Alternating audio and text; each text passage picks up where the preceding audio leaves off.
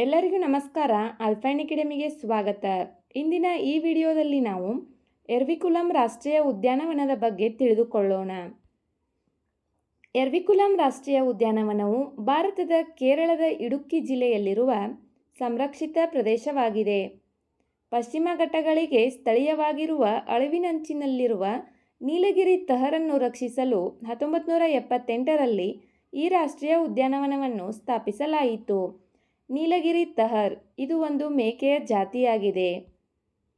ಇದು 97 ಚದರ ಕಿಲೋಮೀಟರ್ ವಿಸ್ತೀರ್ಣವನ್ನು ಹೊಂದಿದೆ. ರಾಷ್ಟ್ರೀಯ ಉದ್ಯಾನವನವು ತನ್ನ ವಿಶಿಷ್ಟವಾದ ಮಲೆನಾಡಿನ ಹುಲ್ಲುಗಾವಲು ಪರಿಸರ ವ್ಯವಸ್ಥೆಗೆ ಹೆಸರುವಾಸಿಯಾಗಿದೆ.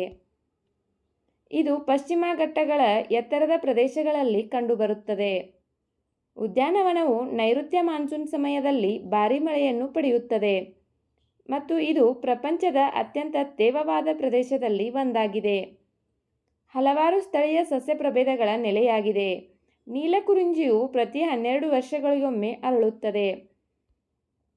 ಉದ್ಯಾನವನವು ಹಲವಾರು ಜಾತಿಯ ಸಸ್ತನಿಗಳು, ಪಕ್ಷಿಗಳು ಮತ್ತು ಸರೀಸೃಪಗಳಿಗೆ ನೆಲೆಯಾಗಿದೆ. ಉದ್ಯಾನವನದ ಅತ್ಯಂತ ಪ್ರಸಿದ್ಧ ನಿವಾಸಿ ನೀಲಗಿರಿ ತಹರ್ ಇದು ಪಶ್ಚಿಮ ಘಟ್ಟಗಳಿಗೆ ಸ್ಥಳೀಯವಾಗಿರುವ ಪರ್ವತಗಳ ಮೇಕೆ ಜಾತಿಯಾಗಿದೆ. ವಿಡಿಯೋ ನೋಡಿದ್ದಕ್ಕಾಗಿ ಧನ್ಯವಾದಗಳು. ವಿಡಿಯೋದಲ್ಲಿರುವ ಮಾಹಿತಿ ಇಷ್ಟವಾದರೆ ವಿಡಿಯೋಗೆ ಒಂದು ಲೈಕ್ ಮಾಡಿ. ಮತ್ತಷ್ಟು ಮಾಹಿತಿಗಾಗಿ ನಮ್ಮ ಚಾನಲ್ನಲ್ಲಿರುವ ವಿಡಿಯೋಗಳನ್ನು ವೀಕ್ಷಿಸಿ. Thank you.